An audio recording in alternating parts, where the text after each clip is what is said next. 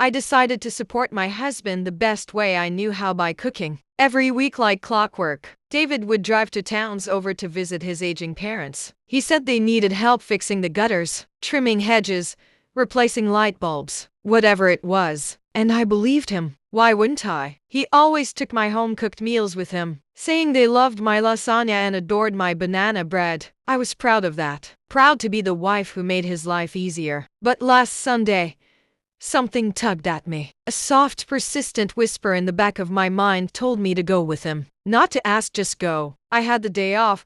The food was already packed, and I figured it would be a sweet gesture, maybe even a little romantic. I pictured his face lighting up when he saw me. He'd pull me in, kiss my forehead, and say, "You didn't have to, but I'm so glad you came." I didn't tell him. I wanted it to be a surprise. So I packed everything neatly into the thermal bag and got into my car about 20 minutes after he left. I knew the route well. I'd been to his parents' place a handful of times. It was a cozy, older home with ivy creeping up the brick walls and wind chimes on the porch. I always liked it there. The drive was uneventful, sunny, peaceful even. I had the windows down, humming along to an old love song on the radio, my mind playing out the scene of reunion I'd imagined. Maybe I was silly, but it felt like a small way to rekindle something quiet and steady that had been fading between us. But when I turned onto his parents' street, I immediately noticed something strange. His father's truck wasn't in the driveway. Neither was his mother's small sedan. The porch light was off,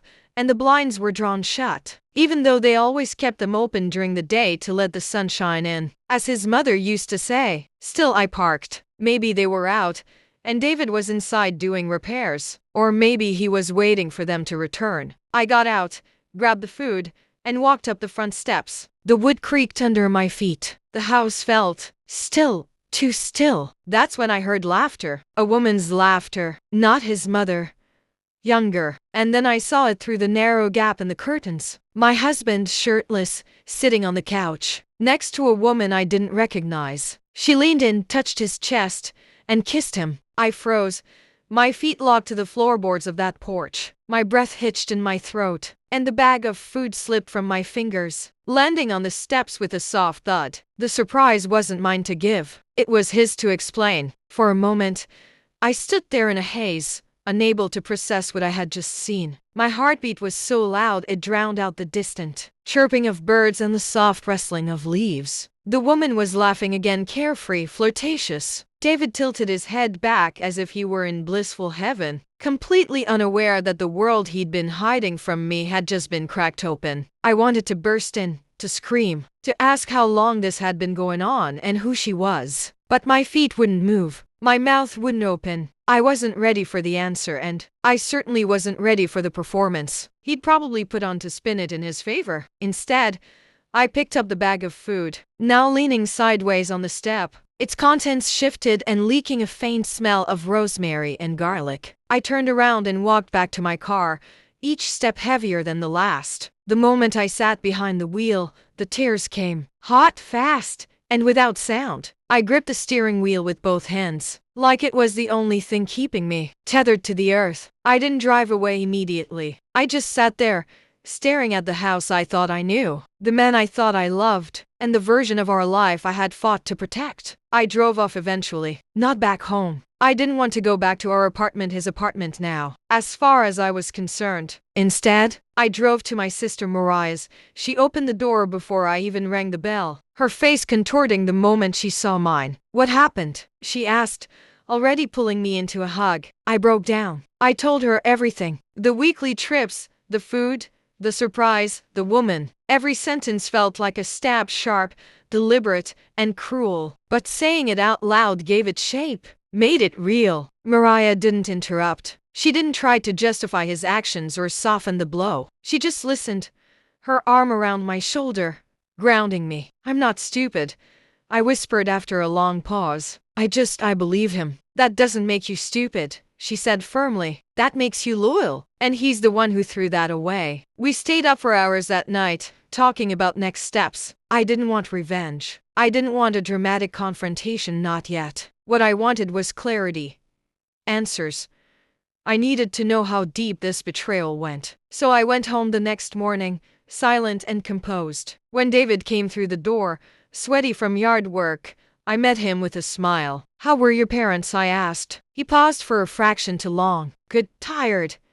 I helped Dad with the fence." I nodded, careful not to show the storm that had been boiling inside me. Glad to hear it, because now I had a plan, and he had no idea what was coming next. That night, I lay beside him in bed, listening to the sound of his breathing, steady, peaceful, as if he hadn't shattered something sacred just days earlier. He rolled over once and reached for me, his arm draping across my waist in a familiar, almost practiced motion. I didn't flinch. I didn't pull away. I just lay there quiet, calculated, and numb. I wasn't going to yell. I wasn't going to cry in front of him. I'd wasted enough emotion on someone who clearly didn't deserve it. What I needed now were facts, evidence, a solid grip on just how deep this deception went. I didn't want to confront a lie, I wanted to bury it in truth. And I needed my proof first. The next morning, I called out of work and told David I was going to visit my sister again. He barely looked up from his phone. "Tell Mariah I said hi,"